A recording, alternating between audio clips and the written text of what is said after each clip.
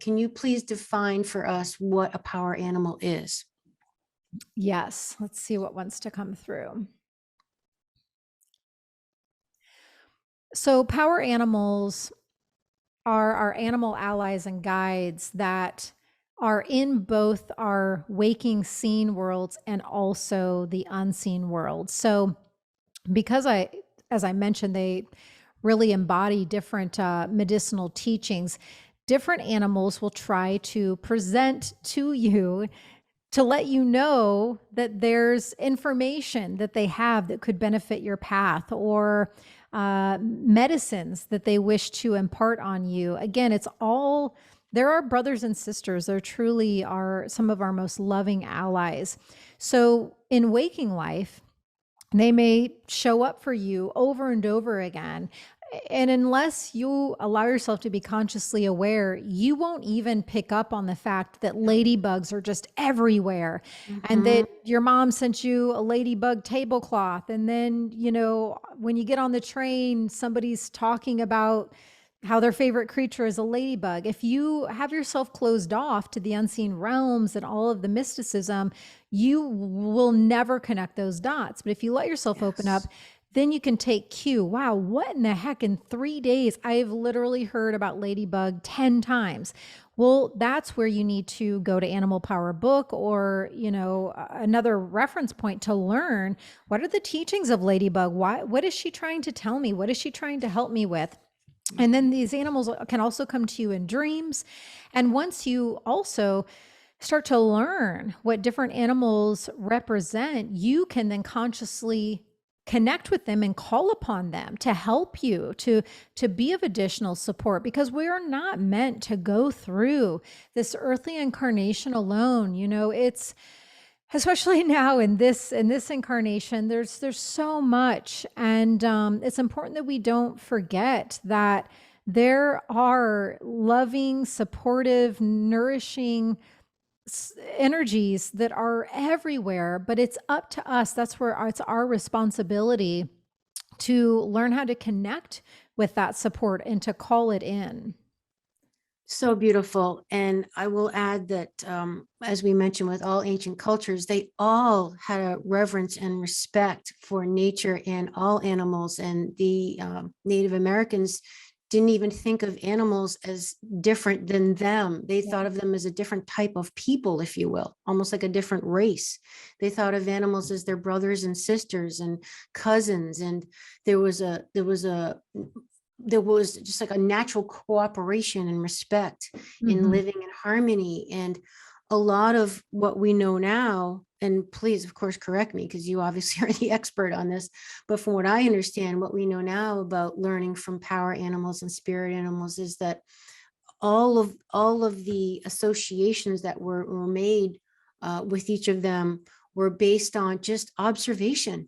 observation over years and decades and centuries of observing these creatures. And this includes insects as well. It's not just Mhm. like bunnies and stuff, it's everything, and how they live and how they operate with the environment and what unique specific attributes each one has, and how we pull that together in the global macro nature of all of life, and that we're one big ecosystem and we all are part of the mix of the big soup, if you will, Mhm. that mixes together, and all very important. And I love how your book, which I definitely want to get into more detail of, how unbelievably beautiful it is and how amazingly written it is, and deep and user friendly and all that. The pictures are just phenomenal.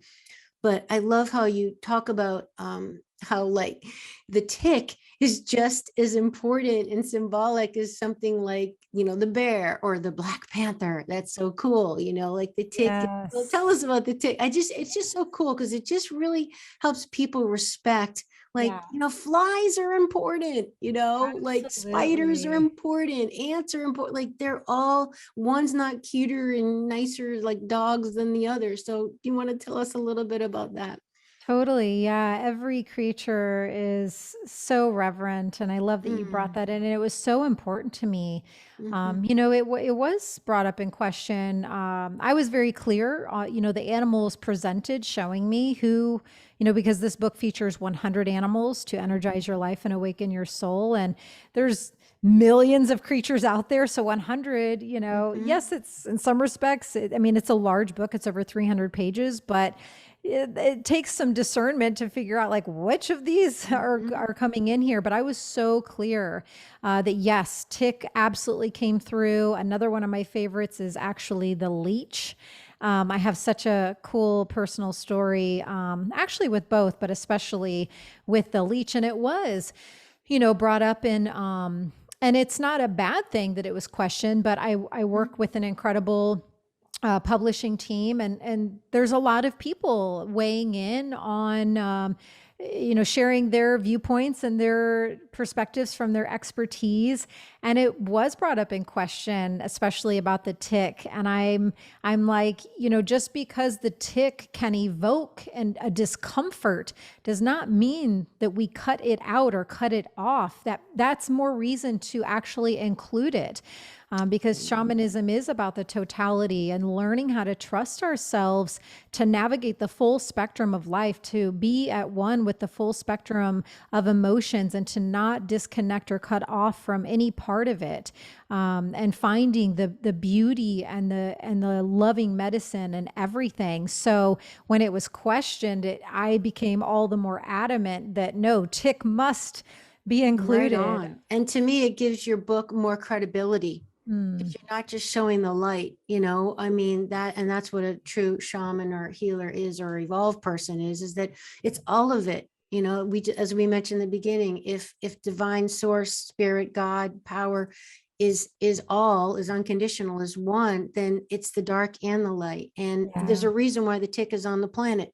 you know it's like a doctor saying, oh, you can cut out your spleen, you don't need it. What? Oh, you're just born with it by perchance. Right, right. Ticks are here for a reason, and to me it gave your book more credibility Mm. because the tick was there. Plus it's extremely educational, because I never thought of a tick as something that, what did you say, that it teaches us to not be attached.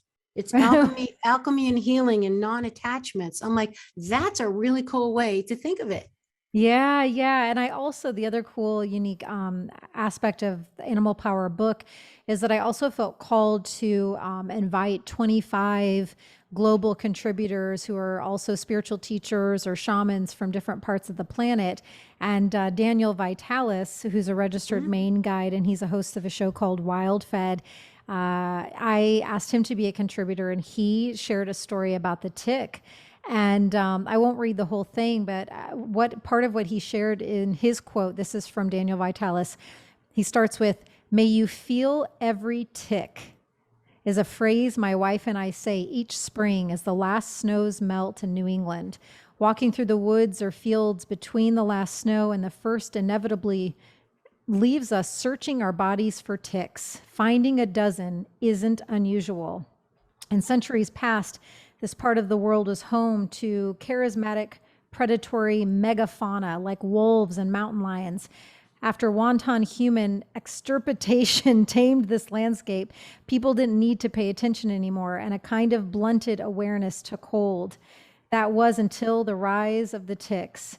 Anyways, he's obviously a very deep guy. And yeah, I just love that I can bring in people's personal experience with these animals to show like their perspective and how they view it. And tick also represents facing fears and heightened awareness and discomfort, ancient consciousness and healing trauma. And the leech was, a very big example of that for me. I previously had been very scared of leeches and kind of had this perspective that they were slimy and creepy. And I was called in my healing journey to work with the leech therapist.